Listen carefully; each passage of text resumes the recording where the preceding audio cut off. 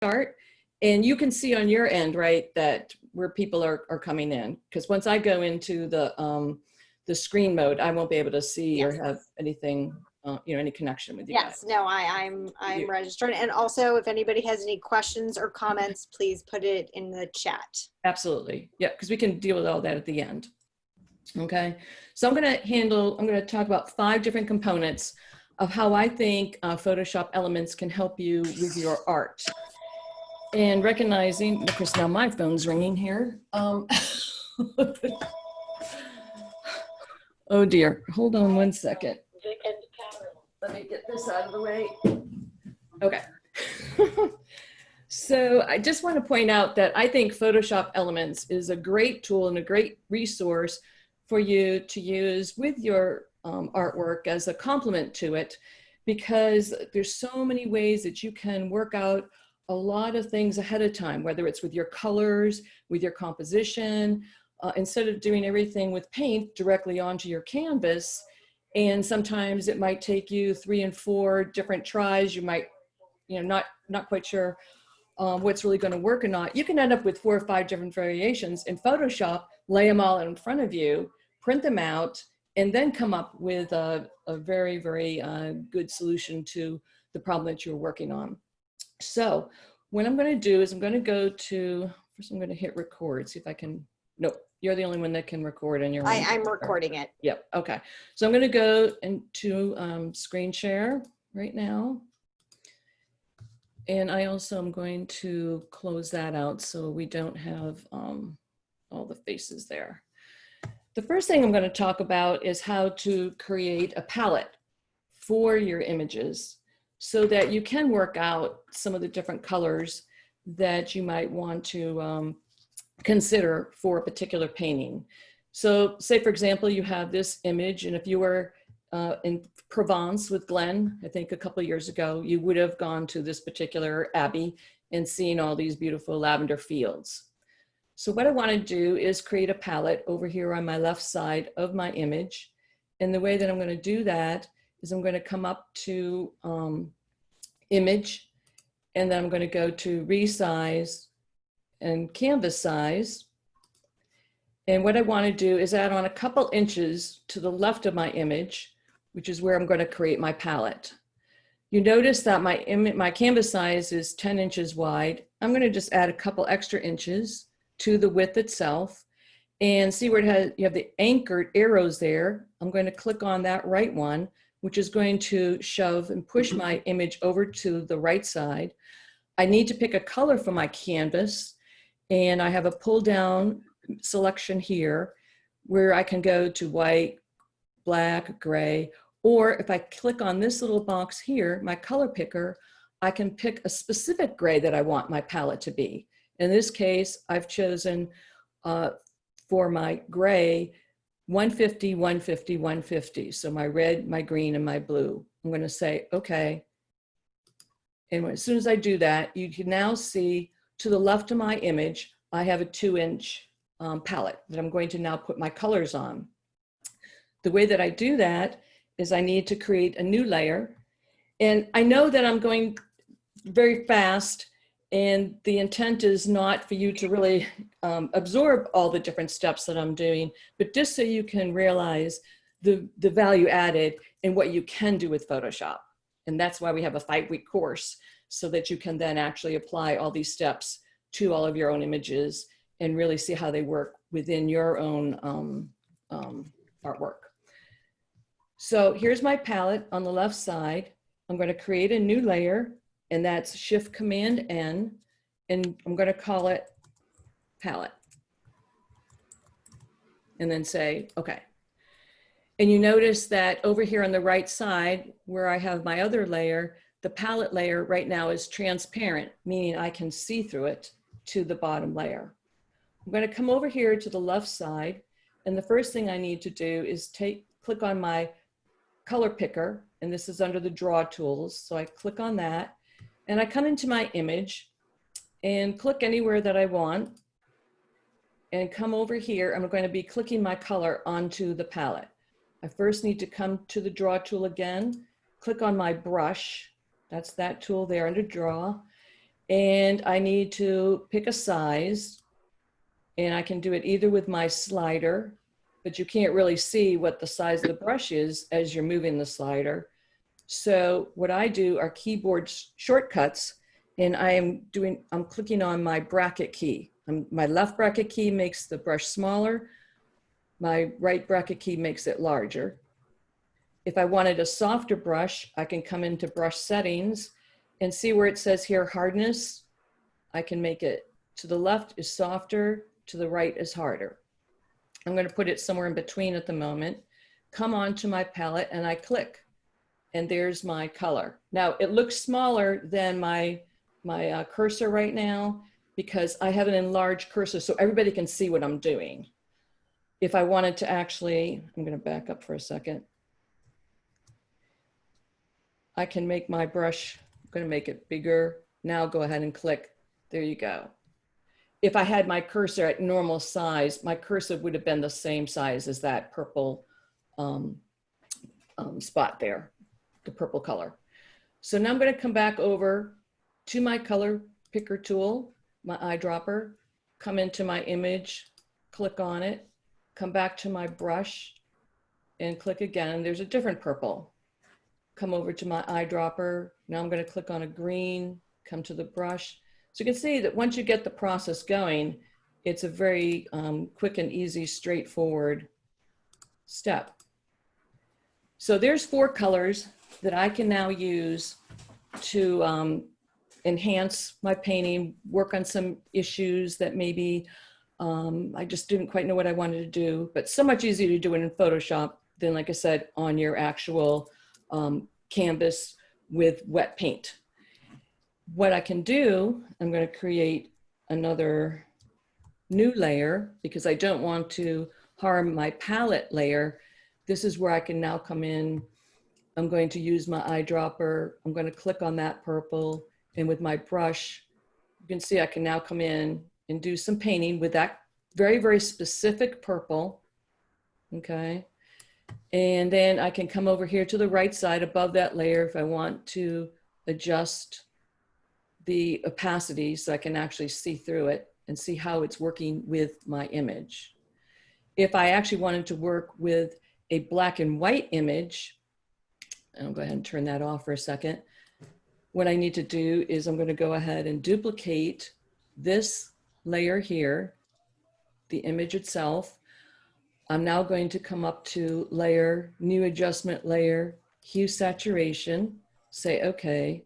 I'm going to reduce all the way to the left so there's no color. I reduce the saturation. There's no color in this layer here. And I'm just clipping it to that. So you can see I actually have,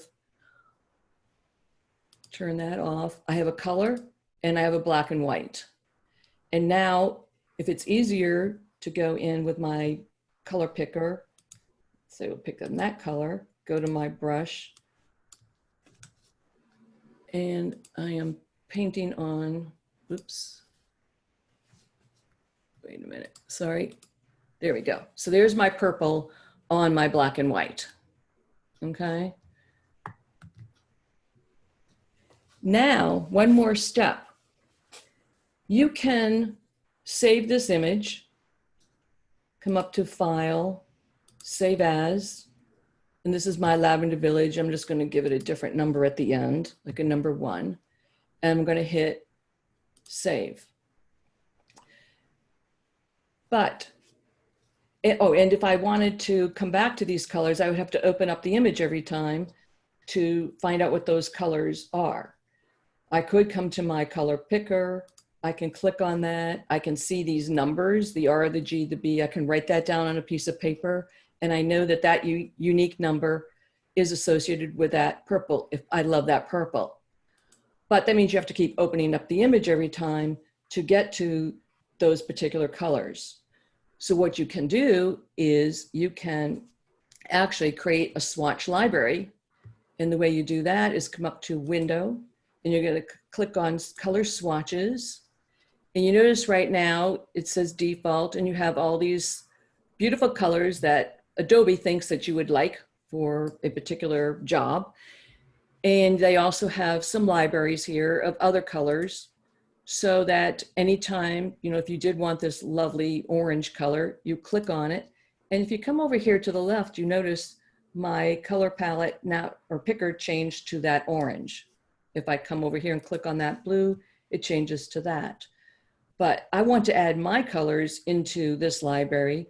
I'm going to go back to the pull down for a second. And you notice I have created one library already that says Lavender Village Colors. I click on it, and there are 3 colors that I've added to my library already. But I'm going to, for demo purposes, I'm going to create a whole new swatch library for you. So the way I do that is I go back up to default, okay? I'm going to come to the very, very bottom of all these colors. I need to bring in these colors into this library here under my defaults.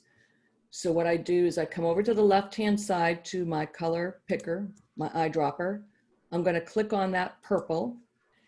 I come over here to the end after that brown, and I have 2 ways to do it. I can pull this down, my more menu, okay? I can say new swatch.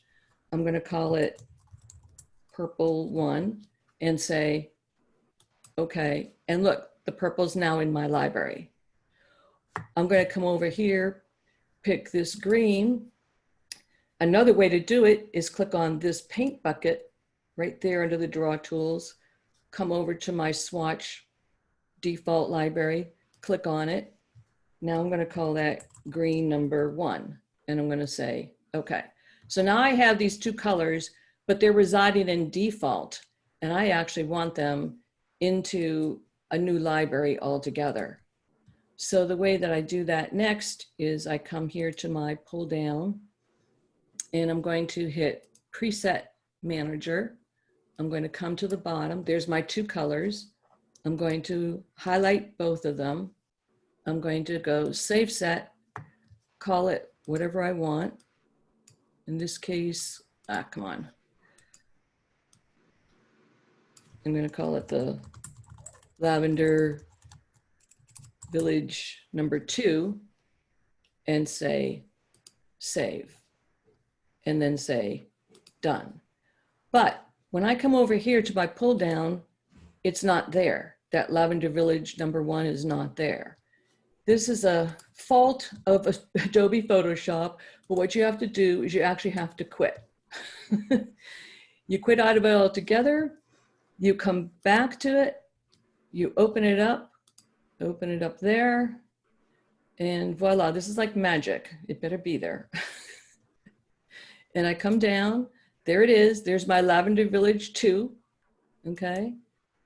I don't save it, and there it is. I don't know why my green didn't go in, but anyhow, there it is. All right, so that's how you can create, okay, and you can update while you're at it to add your swatch library.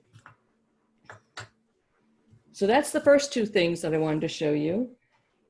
The next is, how can you print large?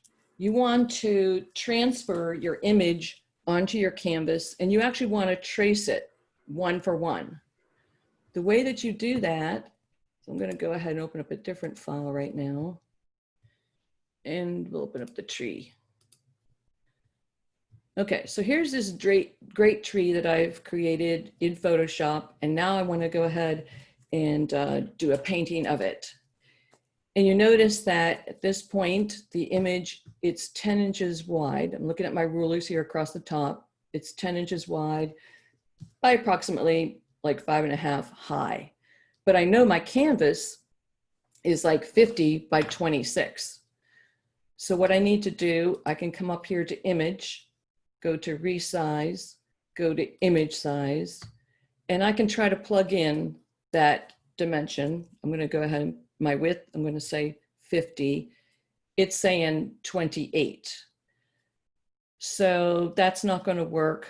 If I try to type in the 26, that changes my width. So I still don't have that 50 by 26. The reason why, and we're going to come to this later when we're actually talking about how to size images for competition. So you're actually seeing this ahead of time, this particular panel, and some of the issues you run into as a problem. The reason why, as I type in one number, the other is changing automatically is because I have constrained proportions checked. That's a good thing, because if you didn't have it checked, you would be allowed to type in your 50 by your 26, but then that means that your height is going to be squished. It's going to be proportionally not correct and not the way that you had originally intended it. So I would say keep constrained proportions on at all times. Go ahead and put your 50 in and either accept the fact that it's going to be 28 proportionally, or you'd have to actually go in and crop it. And I'll talk about that a little bit later. Okay, so I'm just going to say, okay, I'm going to go with what the computer says. To make my image a little bit smaller so I can see the whole thing, I'm now using command shortcuts again, and this time I'm going to go command minus. If I wanted to make the image larger, I would do command plus. That's on a Mac. If I had a PC, I'd be doing control plus or minus. So there's my image. I'm now coming up to the top menu bar. I'm going to File, I'm going to Save As, and I'm going to pull down under Format, Photoshop PDF. And also I need to make certain I know where is my image going. In this case, it is going into this folder here. If I wanted to go to a different location, I would come over to desktop, I go to my Dropbox, I could go to the cloud. Wherever it is, I need to make certain I know where it's going in case I have to come back to it later. So after I've selected Photoshop PDF, I'm going to hit Save, and then I'm going to get this little menu. Yes, I do want it compressed. I do want it JPEG. I do want my image quality to be high, and I do want to view PDF after saving. And then I'm going to go ahead and click this, say Save PDF. After I do that, magic again, hopefully it will open up directly into Adobe Acrobat Reader. As it's twirling at the moment, hopefully that's happening. And there it is. Now that I have my Acrobat opened, I'm going to go to this icon here. I'm going to go ahead and click on that and start going through the list of selections that I do have here on this panel. Where's my printer? Is that the printer that I want to use? How many copies do I want? Do I want to print it in grayscale or in color? This is the key to the whole thing. Hit poster. When you click on that, and then check your tile scale, you want an overlap of a little bit of the different pages that are going to print. You want cut marks so that as you're laying your pieces of paper on top of each other, you'll have little tick marks. And look at over here. This is what's going to print out. You're going to have 21 sheets of paper of 8.5 by 11. The total dimension will be 59.5 by 33. And the interior, this is your image, the 50 by the 28. And you just hit print, you get 21 pieces of paper, you tape them together, and then you can do a one-for-one transfer onto your canvas. Okay, so hopefully that is a good thing that somebody might be interested in. Okay, so we're gonna go ahead and get out of that. I'll just hit cancel here and be fine. Click there. I'm gonna stick with the tree because I have another really cool way that you can get your information onto your canvas, and that is using a grid. Now, I think that I heard that there is like some apps that are out there right now that can create grid, but because you're an expert in Photoshop, you're gonna create your own grid. So the first thing that you need to do is, once again, we're gonna create a new layer, Shift Command N.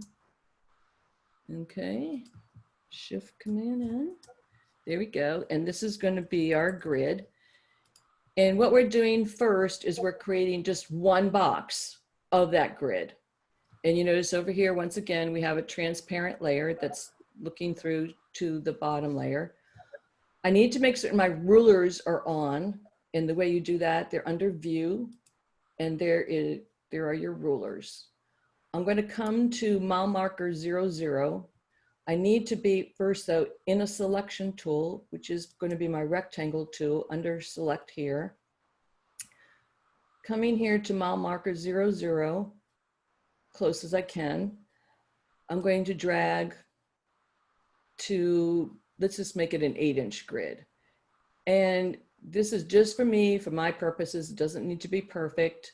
You can see where my cursor is, which is the crosshair, and then it does show you width and height are the same. They're both 8 inches. The way I got that when I selected my rectangle tool is I'm also holding down the shift key, and that's locking it into a perfect square. If I hadn't done that, I would have ended up just with a rectangle, but the shift key is what locks that in. Okay, so now that I have my marching ants, what I need to do now is create an actual grid, what the color is going to be of that particular grid for my image. I'm going to come up here to edit, and I need to go to stroke outline selection. How big do I want my stroke to be? It's all up to you. I'm going to say actually 10 pixels. Pick a color that you know will work with the image, and you want the location to be inside. And I say, okay. And there is my grid. My first, that's the square that's going to start the whole thing, start the whole process. Next, I need to create a pattern with it. So I'm coming up to edit and define pattern from the selection. Okay, this is grid pattern, and say, okay. Now what I want to do is turn off the marching ants. So Command D. I'm going to turn on my image again. And then when I come up here to edit, and I'm going to fill the layer with a pattern. See, I have a pull down here. I can pull down, I could actually do colors, could do black, gray, white, but in this case, I want the pattern. I'm coming to custom pattern. I'm going to the very, very last pattern of the selection. I click on that, I say okay, and there's, voila, my grid system. And that, under your patterns, when I say fill layer, pattern, it is now part of your pattern library. It will always be there, as well as all these other grids that I've created that are different sizes and different colors.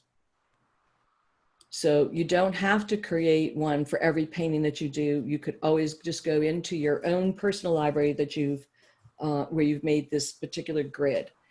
Now, say for example, you don't necessarily like this because it's cut off, you know, this side over here on the right is not a perfect 8x8 because the math didn't work. We had 50 inches to work with, and 50 divided by 8 does not come out with an even number. What you could do, you could come up here easily to edit, excuse me, under image, and we're going to go to transform and free transform, and we can just resize it. See, I'm pulling my little marker on the right side there. And so now it perfectly, I have 5 or 6 perfect grid marks, and I can do it. Actually, I'm going to pull it down this way. Okay, so that's just a little cheating way that you can have all your grid boxes the same size. And then as with anything, now you can transfer this information over onto your canvas. The last thing I was going to show, we're doing really good on time, so we're going to have time for lots of questions. And I'm going to go ahead and close out of this image now. Open. And I'm going to go to this image here. Okay, this is an image that I would like to submit for competition. And I need to follow all the directions and guidelines that the judges have requested of me as a submitter. Before I even worry about the image size or how am I going to save it, I really need to take into consideration the photo that I took of my painting and look at the quality of the image itself. And I need to consider, what about the exposure? Is the light good? Is the shadows good? Are they good? And so what I can do is I can come up here to layer. I'm at the very top of the menu, and I'm going to go to new adjustment layer. I'm going to select levels. That's going to allow me to adjust my highlights here on the right-hand side, okay? And also my shadows on the right side. In here, this would be the midtones themselves. So that's one of the very, very first things that you need to consider is the exposure itself. Then the next thing also is the color itself. Do you need to balance any of the colors? In this case, this is exactly what my image looked like, so I'm cool. It can go just like this, but I did want to tweak the exposure a little bit. I also want to make certain that I have some information that's tethered to this image. And so I'm going to come up to the top again under File, and where it says File Info, I can type in all the information that I think might help the judges, or if nothing else, information that is tethered to my image, period. In case somebody tries to copy my image, it does have a copyright mark attached with it, and the person knows, oops, I better not use this image, I better not use this file, or if I do want to use it, this is how I can reach the painter, the artist, or the photographer. So the first thing you would put in is the document title, who you are, if you yourself have a title, maybe a descriptor of your image, some keywords. So if somebody was doing a search, they could find your image by looking up artistic, background, beautiful, etc. In this case, I do want to make certain that they have the circle C is set associated with my image, because if you come up here right now where it says Lavender Fields 2, it does not have a circle C in front of it, in front of that file name. By coming back to this panel here, as soon as I hit copyright, and once I close out of it, you'll see the circle C will appear. In this case, I do have a circle C. By the way you get a circle C is Option G on a Mac or Alt G on a PC. I might want to go ahead and add in the year. Okay, there's the name. And I might also want to go ahead and put my website, or my phone number, something so that somebody can find me later. Now, obviously this is a stock photo that I took out of Adobe stock photography, but it was a perfect example of a painting that I thought would work for this demo. So once I have put all my information in, I'm going to say, okay, and there's my circle C. And so once I save the file, it will be linked and tethered to my particular image forever. And notice also that a lot of times in competition, the judges will actually have a very specific way they want you to name the file. And so even though we've called it Lavender Fields 2 here, you might have your name, so Creamy _ Dimitri, the actual person that created this image, might be underscore, might have MAA, if that is who's sponsoring the competition, and then the name of the file. So just some things to take into consideration as you're preparing your image for submission. Then the next thing, and most important, is the actual image size itself. So I'm going to come up here to image. I'm going to go to resize, image size. Here's that panel again that we were looking at before. And just want to point out that sometimes a judge will ask for the submission to be a certain size in general. They might say the file itself can only be a 1 megabyte file. So you notice right here, it says my image is actually 21.1 megabytes, which is like huge. So first thing I'm going to do is come down here under document size and start with working maybe by resolution. Resolution 300 DPI or pixels per inch. That is a lot of pixels. That's usually going to be a consideration if you're going to print something large. So if you were going to print that 50 by 26 or 28 image, and it's going to be, you want a lot of integrity to the image. 300 is that's when you want that. If you're submitting something just through the internet, you're going to send something to Facebook or Instagram, then maybe you're only going to have a resolution of 72. You don't really need that many pixels. I suggest at least start with 100 first. This is for your submission to the judges. You notice that 100 then changed my file size to 2.34. Well, that's okay, but we really got to get it down to 1 megabyte for this particular competition. So the next thing you do is you start working with the document size itself. In this case, I'm going to go to my width. I'm going to put it at 8. It's still not there. Go ahead, go to 7, and make certain that we got our constrained proportions. Sorry about that.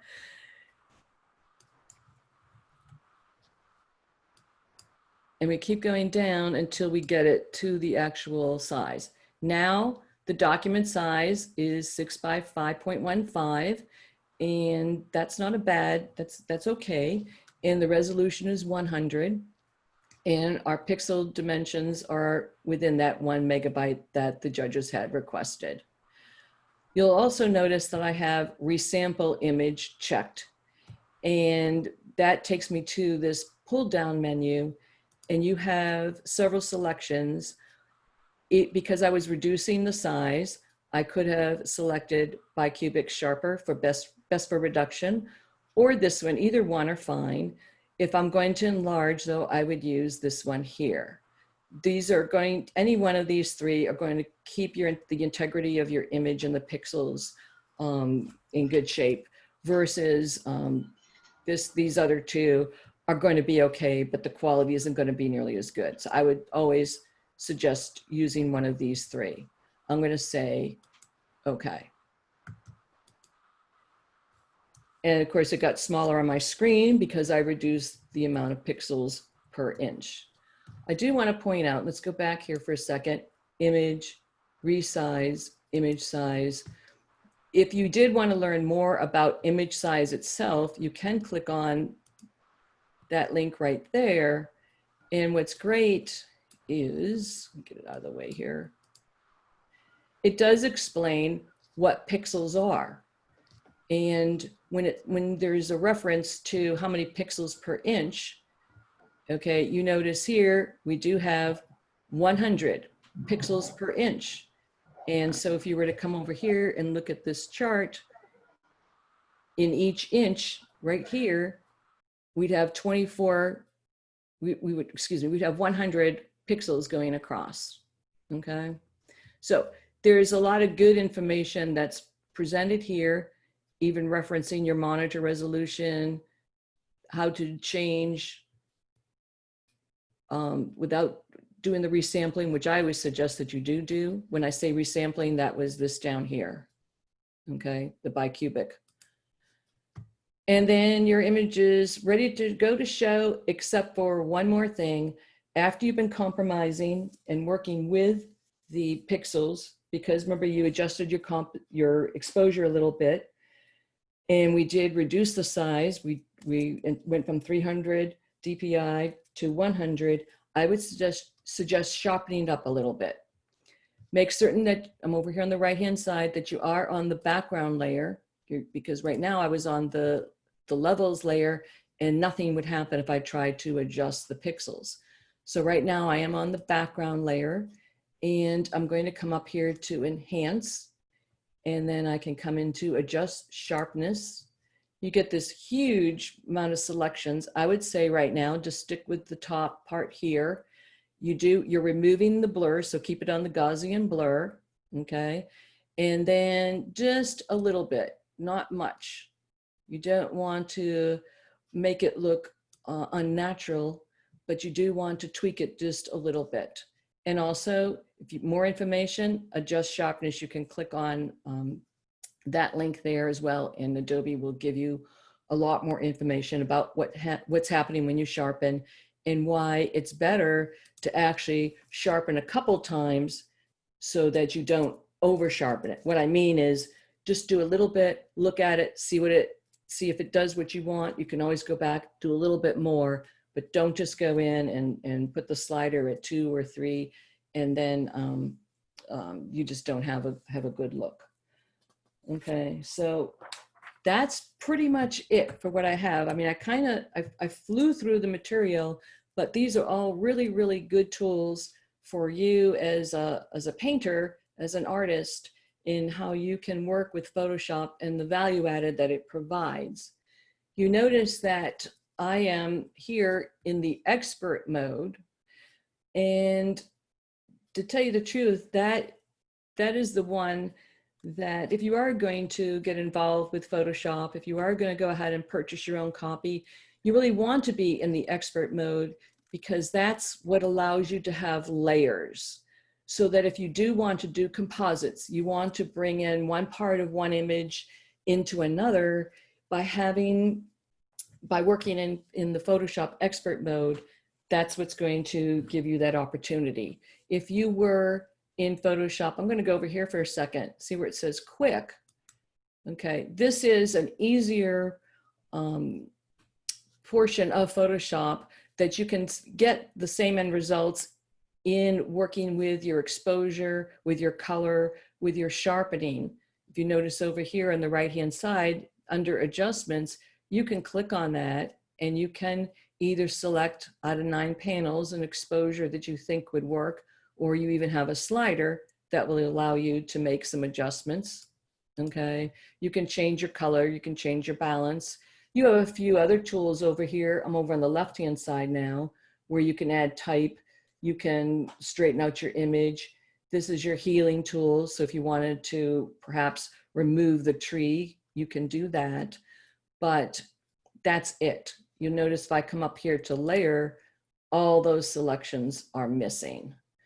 So I really recommend that for your purposes that you click on expert mode. Don't get overwhelmed by it. Recognizing that it takes a long time to learn the program, and the sessions that I teach are 5 weeks long, where you start, you build your foundation, learning first what all these tools over here on the left side do, either from making a selection, I would select the tree. What do I want to do with the tree? To the next set of panels would be your healing brush and your cloning tool. Do I want to duplicate my tree and make 2 of them, or do I want to move my tree from here over to the other side? So you have a lot of beautiful tools here that you can work with under the Enhance panel. And then your drawing tools, you have your brush, gradations, shapes, text. These are way more than you have available, once again, in the quick mode. And then finally, under modify, even like here's your crop tool. If I click on that, first, Photoshop will give me some suggestions here. Okay, how do you think you want the image cropped? Or I can actually pull the little markers and make my own decision on how I want it cropped. You'll notice that there's also a grid overlay. So right now I have a grid selected for rule of thirds to help me with my composition. But if I wanted a tighter grid, I can click on that, or I don't have to have any grid at all. And I just say, okay, and then there's my cropped image. Okay, so Jennifer, I guess that's it. So that's just walking really quick through all the different stuff. It is so fabulous, and I have to say there was a lot of tricks in there that you threw that I had no idea about, and I'm really excited to use them. Oh, We cool. do have a couple questions. Yeah. First, actually, there's a bunch of questions. Let's see. How do you adjust it so you can remove the lines on people's face? Is there like a quick way you can show us how to do that? Absolutely. Okay. Let me, for anybody that has taken my classes before, we'll go to, should have been ready with,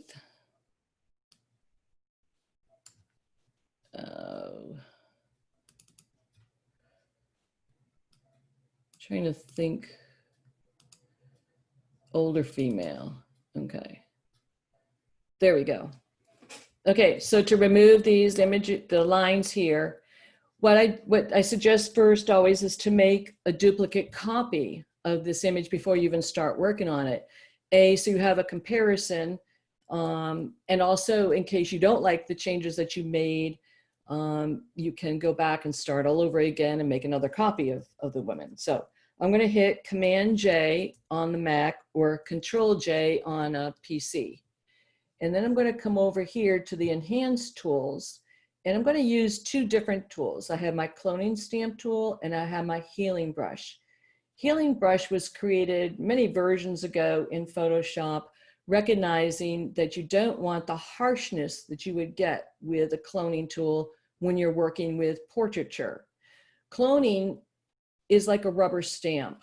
It takes all the information from one part, one component of the face, and stamps it onto the new location. So for example, here I am in my cloning tool. I'm adjusting my brush with my left bracket key, okay?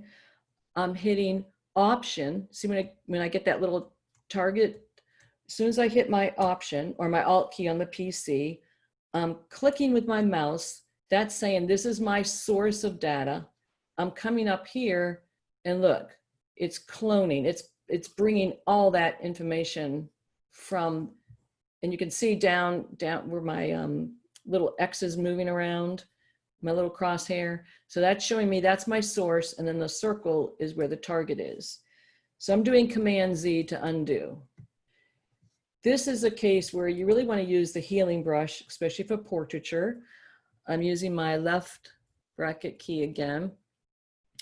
And now I'm going to come in and I can subtly, oh, come on. Okay, I'm clicking. I selected my,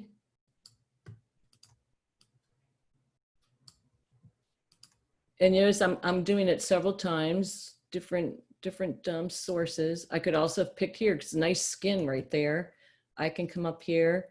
And what's nice is it's bringing the top layer. Think of like layers of glass.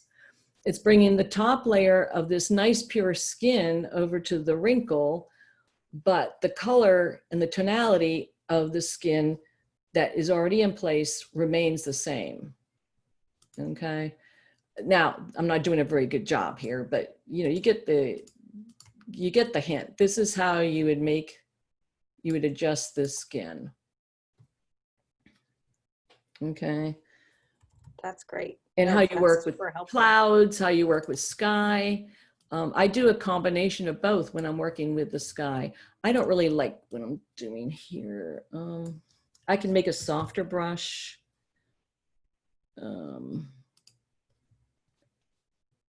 Yeah, see, I've got a really hard brush. With the skin, I want to use it a little bit softer. Okay, let's go back in there again. And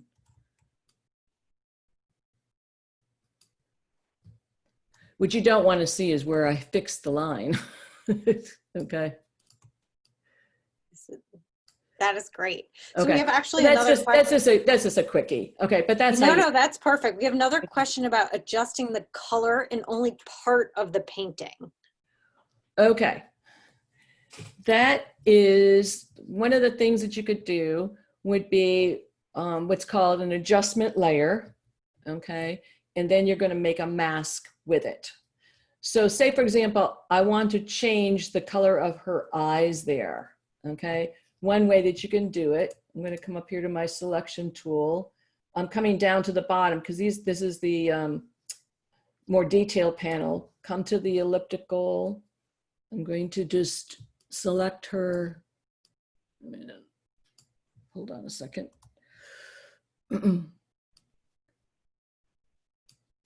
Okay, and then I can just move it up a little bit. Okay, there's an eye. And I hold down my shift key, and then that allows me to make another. Whoops. Okay. It only lets me move one at the same time. You get the gist. Okay, there we go. There's one. There's the other. Okay, and now I'm coming up to layer, new adjustment layer. I could go to, say, hue saturation. I'd say okay, and then I can go in and see how I'm adjusting the hue, the color of the eye itself. Woohoo. That's one way you can do it. Just selectively making an adjustment to one part of the image itself. Okay, and then see, you got on the right side, that's your layer mask. And notice how I kind of got some green underneath that part. I can come over here to my brush tool. 1 second. 0, 0 with black. Get a little bit smaller. And I'm actually erasing it with black. I'm subtracting. Okay. I see over here on the right side, that layer mask, those little white dots are what I adjusted in her eye. And it's totally editable. That's what's really cool about working with Photoshop in an expert mode. You can come back at any time, 4 weeks from now, and you could adjust those eyes even more. Look, I made them a little bit darker. Okay, change the saturation. So does that answer the question? I think that does answer the question. I have another question here about if a camera only takes 180 DPI, is it kosher to be able to push up the DPI to 300 for competition? Well, you can try. It's still good. It's going to be grainy a little bit. I mean, there's nothing you can do really with an original image that doesn't have the initial pixels to work with. Okay. I mean, if you don't, that's why it's good to have both, your iPhone for, I suggest iPhone is great for your reference for your paintings, but to actually submit for competition, it's better to have, it doesn't have to be a DSLR, but have a good point and shoot that gives you better quality to start with. So you're capturing more information and more detail. Got it. No. Okay. That's very helpful. Do you have a book that you recommend just for people who can, just have a quick reference guide? Well, believe it or not, Photoshop for Dummies, although I think the Elements one is a little bit out of date right now. The good part about Photoshop, see right here in the middle, guided, if you go there in Photoshop itself, there's a lot of good information about the different subjects that you might be working with. So you can go through all of these. If you did want to know how to rotate, how to resize, how to remove an object. So you have these as a starting point. There's a lot of good YouTube videos out there as well. Scott Kelby it's actually called Kelby One now. And you can become a member of their family, so to speak. And they have a wealth of information and lots of really, really good videos. And he does create a lot of books too. Scott Kelby. Scott Kelby. Great. Yeah. Kelby. Excellent. A couple more questions as we're zeroing in on 8 o'clock. In terms of the copyright information that you showed us, which I had never seen, which is amazing, is there any way to have that stocked in the program itself as opposed to having to type it in every single painting or image that you have? Well, you could do, I was going to say, you can do a watermark, but most judges don't want to see watermarks Right. because, that you could, create one and then put that into each of your image. But under file info, you pretty much have to put it in every time. There's a lot of times you can batch process. But otherwise, you're going to pretty much have to type it in every time. Every time. And Yeah. to do that, you just go file info, correct? And file info, yeah. Okay, that was another question to show once again, because that was such a key thing. That's fantastic. And is there any way that holds up in court if you find that your copyright was infringed on? I would say yes.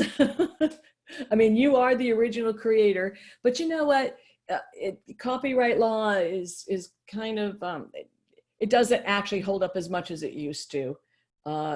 People are becoming, with Facebook and everything else, people just don't care. And they assume that they take part of your image, that they're allowed to do it and it's fine. And in the meantime, you're like, yeah, but I was the original creator of that face of the picture that you have. Jennifer, I don't know.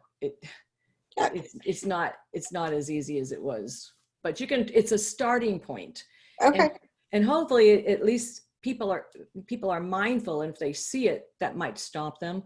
Or right, a deterrent. Or at least they will call you and ask you, right, use your image. No, I think that's great. I think we only have time for one more question. Could you show us the sequence to save your work? Oh, absolutely. Okay, let's go back to expert mode. Okay, so I want to save my older female here. And I'm going to go to File, and I'm going to go to Save As. Okay, and first I have to think about the name of the file. What am I going to call her? And in this case, I'll just call her older female number 1. And where do I want the image to go? In this case, I'm going to go on my desktop. I'm going to create a new folder here and call that older woman folder. Hit create. What is the format? And there's my pull down again. If I want to save my layers, okay, if I do want to come back at some point and edit this file, I want my file to either be in Photoshop or I want it to be in TIFF. Those are both going to allow me to save all my layers. Photoshop is really just that. If somebody else has Photoshop, they'll be able to open that file, but it's not guaranteed that every person, if you save it in it's actually called PSD file, that they'll actually be able to open it. TIFF is universal language, so I would suggest save it in TIFF, okay? And then if you don't care about your layers or, for example, it's something you are submitting to competition, then you want JPEG. And JPEG is great. It will be accepted by every computer, every resource out there, but recognizing that you are compromising your image a little bit. So, for example, in an archival situation, you do not ever want to save in JPEG, because even with your image just sitting on your computer or sitting on your backup drive or on a disk, believe it or not, the pixels do become compromised a little bit over time, just like your newspapers up in your attic. It might take 100 years. They don't have enough information about it. But if it's something, you work for the National Cathedral and you're in the archives department, you're always going to save in TIFF. TIFF meaning everybody can open the file and the integrity is maintained for the next 1,000 years. Okay. So in this case here, I am going to save my lady in TIFF format. I'm going to hit save. All this information will come up and just say, okay. And then say, yes, I know the layers are going to increase my file size, but that's okay. And also if you're saving something for competition, but you also want to work on it later, or it might be something that you're going to print eventually. Save it both ways. Save it both as a TIFF, that's going to be a much larger file with all your layers, and save it as a JPEG for your submission to that one competition. Okay. Does that help? Yeah, no, that's great. Fantastic. Okay, I think that is all the time we have. Ludi, thank you so much. Oh, you're I did welcome. post in the chat the link to the Compass Atelier website Okay. because people were interested in when it was. Okay. So that Very probably be good. the best. And I don't know. I thank you everyone for joining us. Really appreciate it. Elodie, thank you. This was Thank you, super Jennifer. helpful in this short amount of time. I'm already overwhelmed. My head is spinning. I'm going to I go wish, practice some of that now. I wish we could have all been together in a room. You know, it's so much easier to talk in front of people, I but know. you know, I'm kind of here on my computer screen and I'm talking to me. You So, know, we're all listening though, and thank you you. know, we'll take it. This Right. is very helpful to see your It's face. the times. It's the times right now. Yeah. Exactly. Exactly. Okay. All righty. Great. Thank you, everyone. Oh, bye.